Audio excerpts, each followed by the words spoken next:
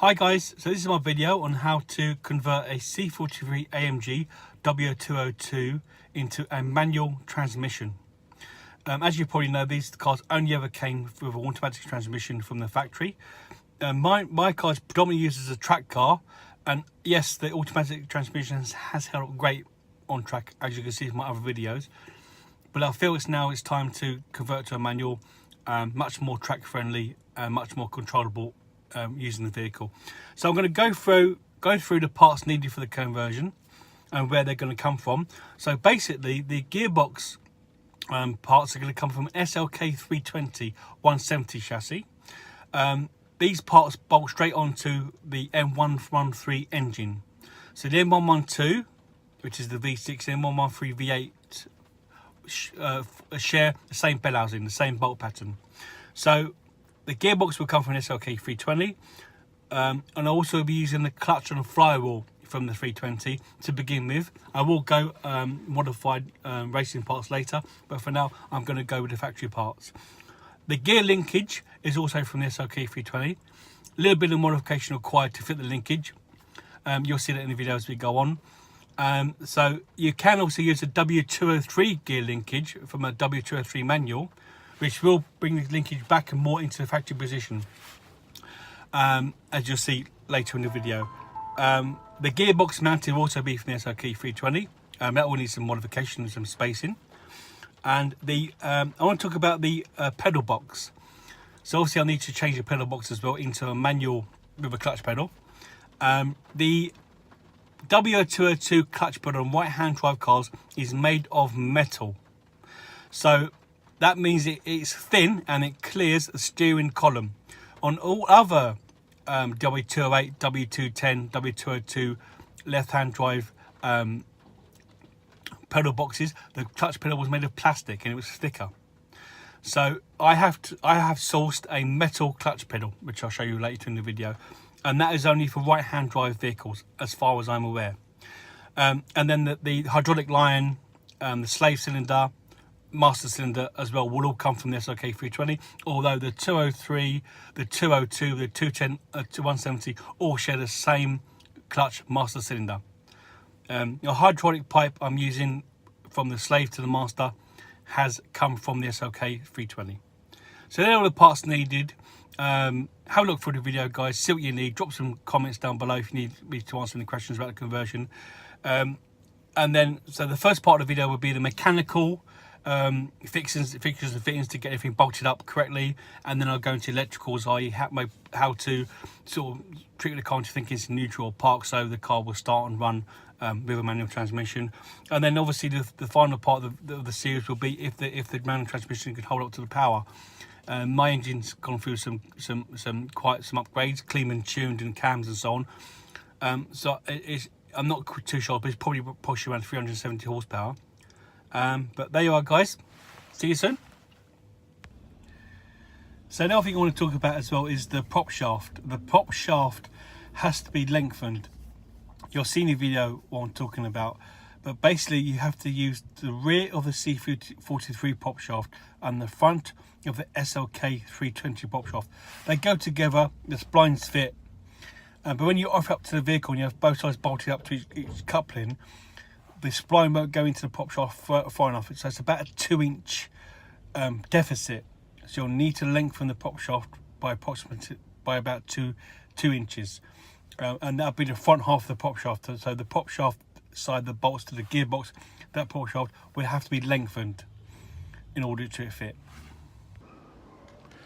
Hi guys, so yeah, the gearbox is out, as you can see. Not an easy job on the floor, but it's out. I'm going to weigh it to see what it weighs. Interesting to see what it does weigh. I bet it's a hell of a lot heavier than the manual box. Yep, just weighed it. 76.8 kilos that gearbox weighs. We just what the manual weighs when I get it. Okay, so the gearbox is out, torque converter and ring gear. Having a look at the back of the engine here, I do have an oil leak. I've cleaned it up, but I'm going to change the rear main seal and reseal the rear plate. So I'm going to do that. Having a look at the transmission tunnel, I can't see there being too many problems with the manual transmission bolting in. as I said, I will have to cut the selector hole bigger. I'm not sure how big because I haven't got the parts yet to measure. Should have those hopefully by the end of the week. But one of the things I want to say, I converted this to a 5.5 engine from the 4.3, the C43 engine.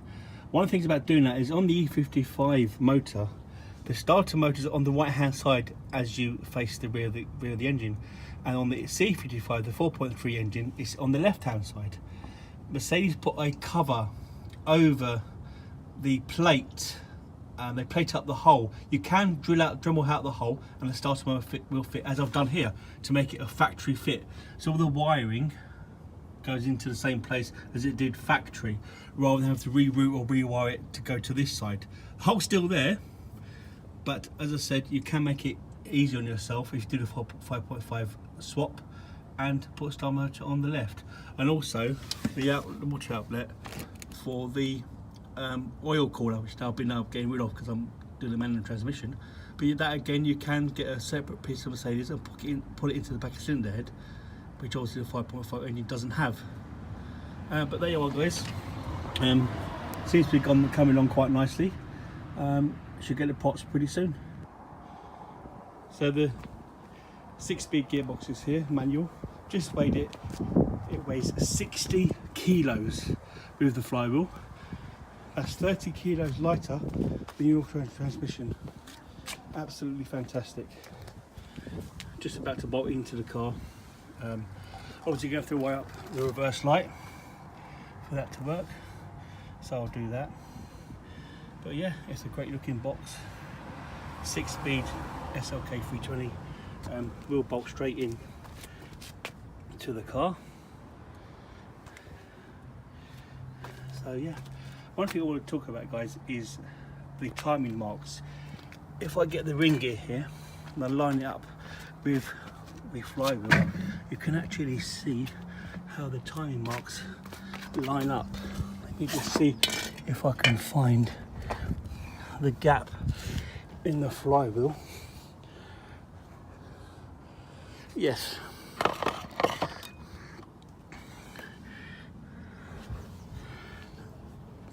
Here we go.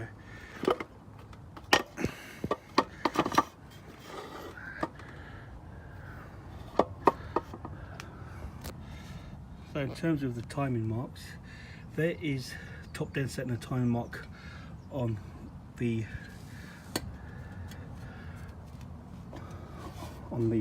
flywheel, and there's a top dead center mark on the ring gear.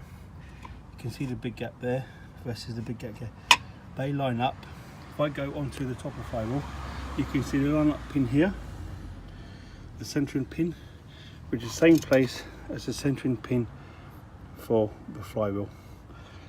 So the timing marks actually line up perfectly.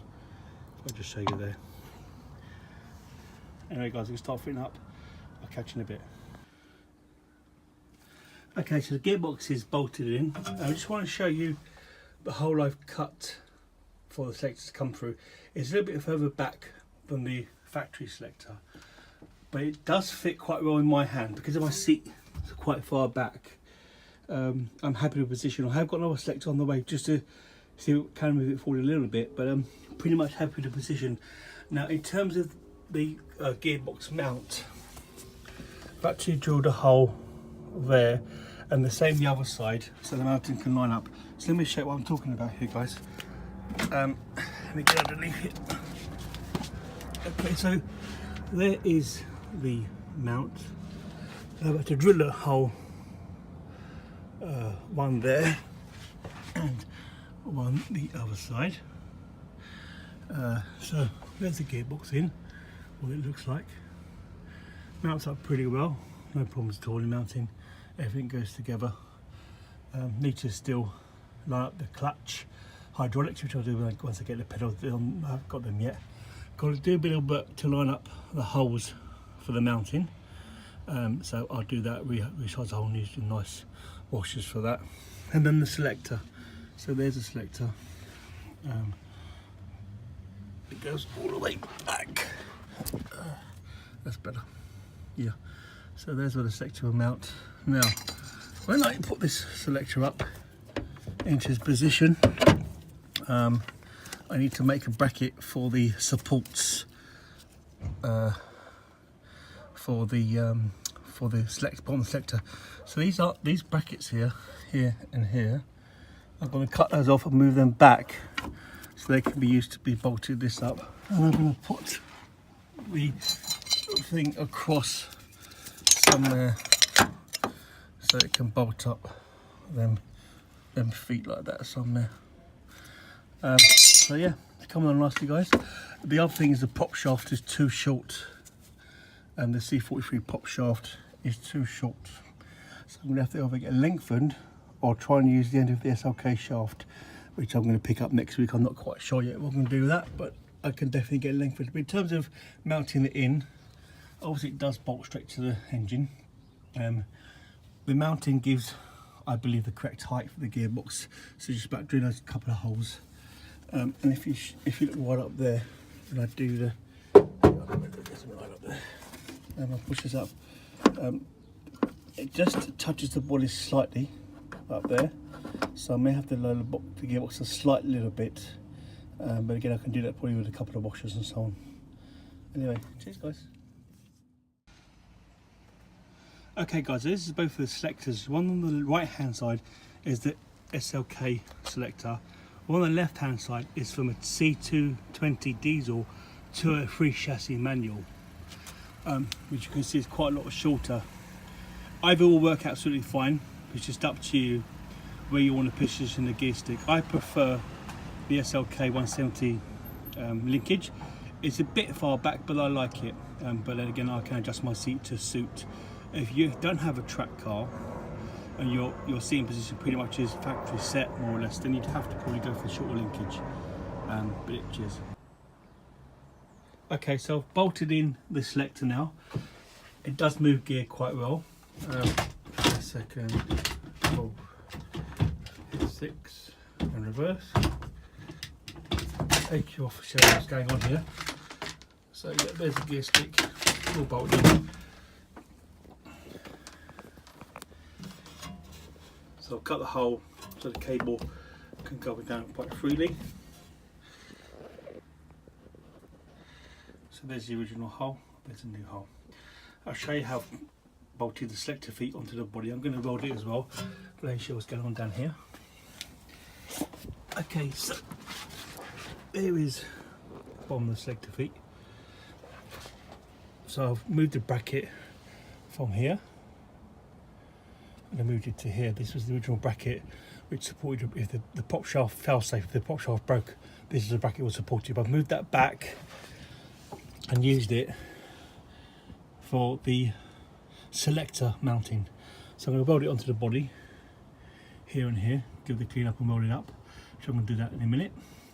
Now the one small thing I can see potentially the problem is up there. So if I actually move this selector, you can see that it just touches the support bracket there. Just, you can see it's made a small mark there as well. What I'm going to do is I'm going to take a little bit out of that with a grinder, possibly, but also the gearbox may have to come down a little bit. I don't know if I get the prop shaft how much, but it's going to be my new mount and it will clear that anyway. It's clearing it already, but it could do a bit clearing, a little bit more clear. So next is to weld the brackets up, get the prop shaft in, and then line it all up. Once that's all done, we'll start with the electrics, and I'll let you know how that gets on. Cheers. Hi guys, so I just picked up the prop shaft for the SLK 320. Let me show you what I've got to do to get it fit to work on the car with the manual swap. So the one on the right is the SLK prop shaft, one on the left is a C43 prop shaft. What you've got to do, you've got to swap the front of the SLK prop and the C43 prop over. So you swap them over. So the mounting locations will be the same, but the longer back prop will be for the 43. So from mounting to the front, you can see that the CLK prop is slightly longer. You're going to swap them over. The only problem you have is that the SLK prop donut is smaller than the C43 donut, and so that may just mean keeping on the donut a bit more, so when they start to fracture and break, to replace it. But I'll swap them over, I'll show you what it looks like. Okay, so everything's bolted in now. The mounting I've spaced out for enough clearance for the selector. I'll use an aluminium block to cut and drill that to make that flush between the body and the mounting. As you can see, there's maybe one more there and one more hole there. So you can see everything is clear. The prop shaft is on. However, the problem with the prop shaft is too short.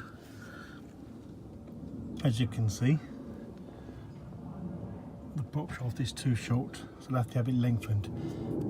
The spine's just about going actually in properly, so that would have to be lengthened at least by that much.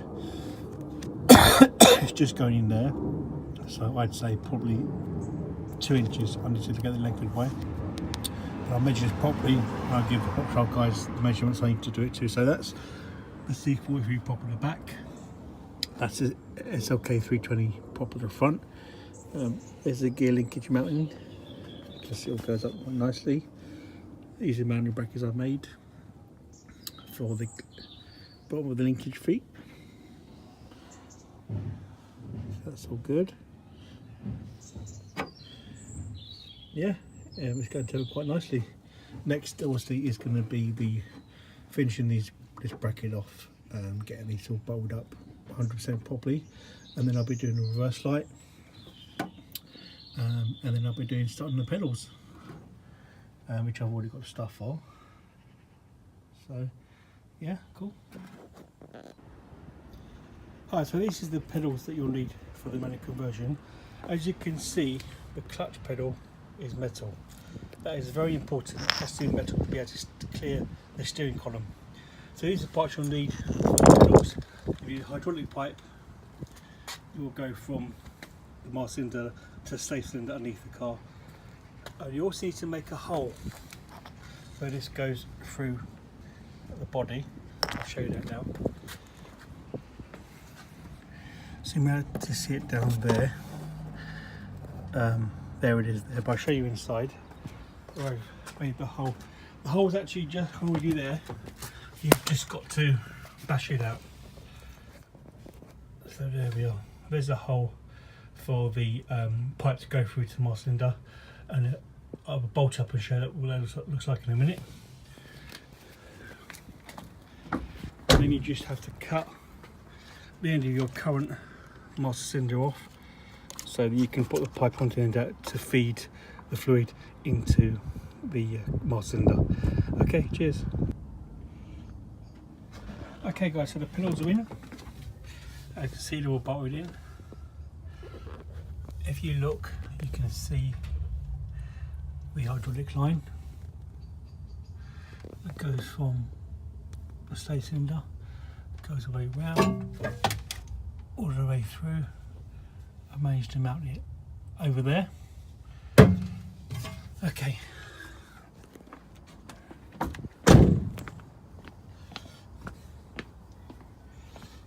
And then just goes through the whole bit. This comes over the side and then down there. Okay, let's talk about the electrics to get this thing running. So it's now running okay. Let me show I've done to do that. So first and foremost, the gear control switch, you just leave it plugged in, take it out of the lever, and you leave it in the middle. This is a switch here, you can move it back and forward. Leave it in the middle, that's neutral. Leave that plugged in, put it in the car somewhere. The actual plug that goes into the I think you can see that there.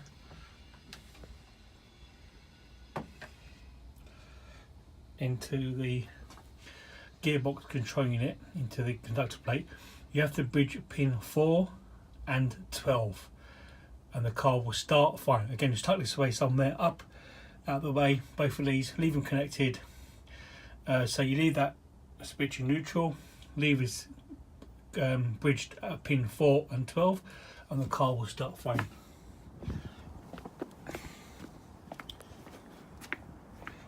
So there's the manual transmission.